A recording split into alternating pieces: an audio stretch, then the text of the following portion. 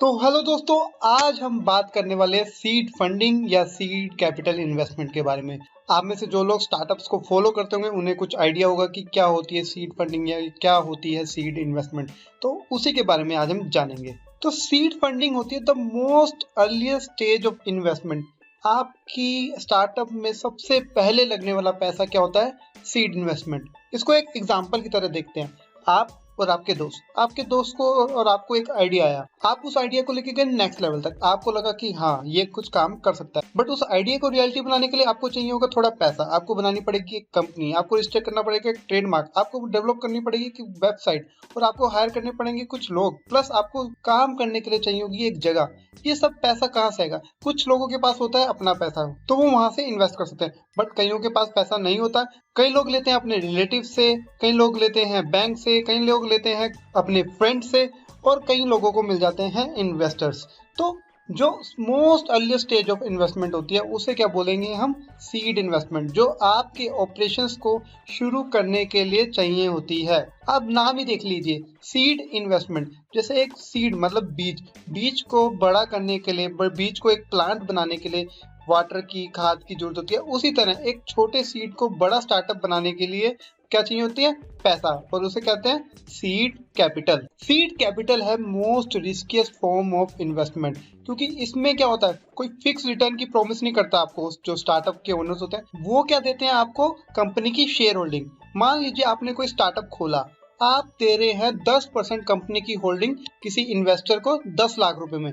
इससे आपकी कंपनी की नेटवर्थ कितनी होगी? 10% अगर 10 लाख का है तो आपकी कंपनी की नेटवर्थ होगी 1 करोड़। तो इस केस में वर्स्ट सिनेरियो क्या होगा कि जिस स्टेज पे आप अपने स्टार्टअप को लेके जाना चाहते हैं वो वहां ना ही पहुंच पाए और आपने निराश होकर स्टार्टअप बंद कर दिया।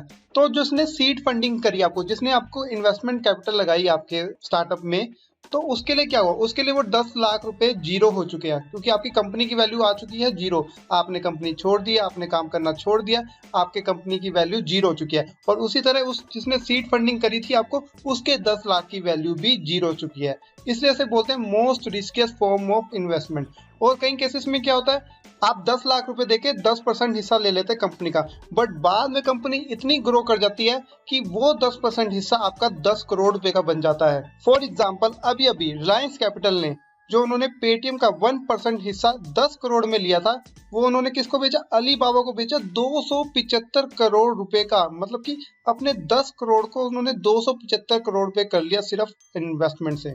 अब आप बोल रहे होंगे बहुत बता दिया सीड फंडिंग के बारे में, अब आपको अपने स्टार्टअप के लिए सीड फंडिंग चाहिए तो आप कहाँ से ले सकते हैं? तो मेरे को जो सबसे सही जगह मिली है वो है क्या है?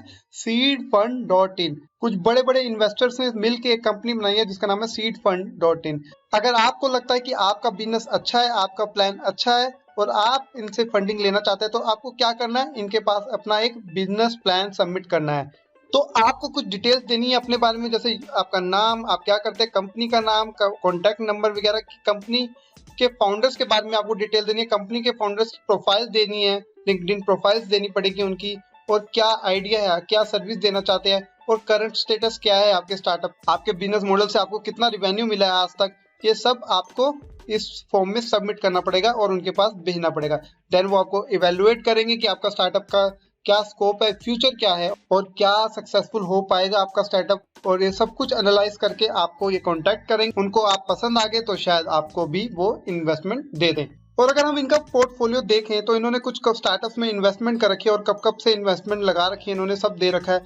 इसमें से मेरे को कार वाले जो नोन लग रहा है, एक चुंबक भी नोन है। तो ये कुछ स्टार्टअप्स है जिनमें इन्होंने इन्वेस्टमेंट कर रखी है। रेड बस बहुत कॉमन नाम सुना होगा आपने। तो अगर आपका भी स्टार्टअप अच्छा लगा तो आपका नाम भी इस लिस्ट में आ सकता है। अगर आपको इससे रिलेटेड कोई भी क्वेश्चंस और रह गए हो, अगर कुछ आपको पूछना है तो प्लीज कमेंट कीजिए, मैं जरूर कोशिश करूंगा उनका आंसर करने के लिए। और अभी तक चैनल को सब्सक्राइब नहीं किया है तो प्लीज सब्सक्राइब कीजिए। तब तक के लिए bye bye, take care for the day.